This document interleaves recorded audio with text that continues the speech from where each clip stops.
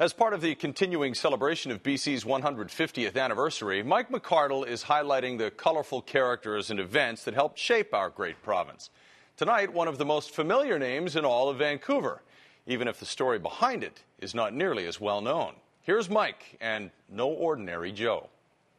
Seraphin? What the heck kind of name is Seraphin? Seraphin turned around slowly. Come on, tell us, where'd you get a name like that? Seraphin faced the drunk and said, my sainted mother gave it to me.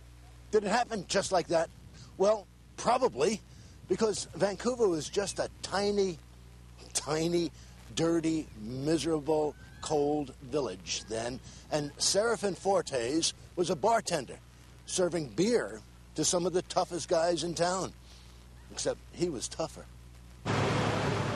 Joe Forte's now is a trendy eating place. So, who was Joe? Can we ask you something before you go in there? Absolutely. Do you know who Joe Fortes was? No. No.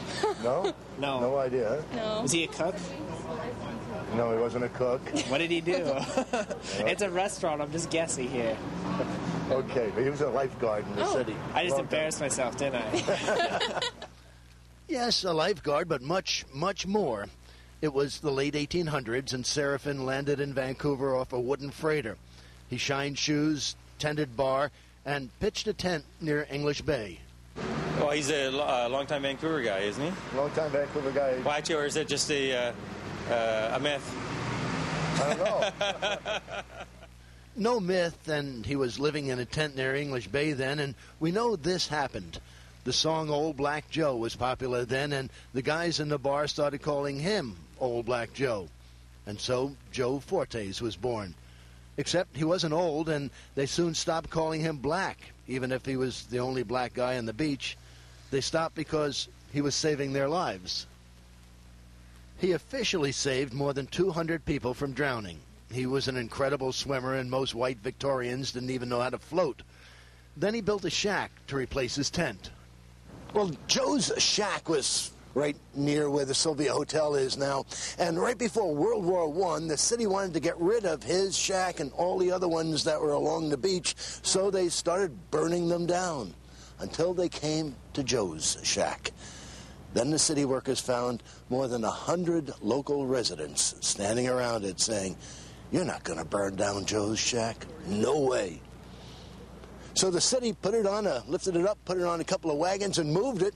And they put down his house right near the bandstand and gave him an official address, 1708 Beach. Has a fountain there now with his picture on it. And right here on the porch of his little shack, he spent the rest of his life overlooking the beach that he loved so much. He died in January 1922 of pneumonia at Vancouver General Hospital. As his funeral cortege, drawn by 2 horses, rode along East Hastings, hundreds of men and women and children lined the sidewalk. As it turned up Granville, more came out to say goodbye.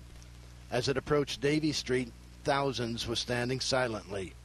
The horses finally stopped where he had made most of his friends, at the beach. Tens of thousands were waiting for him. In 1986, the man who arrived with nothing was named Citizen of the Century. His gravestone does not have a last name. Everyone knew who he was.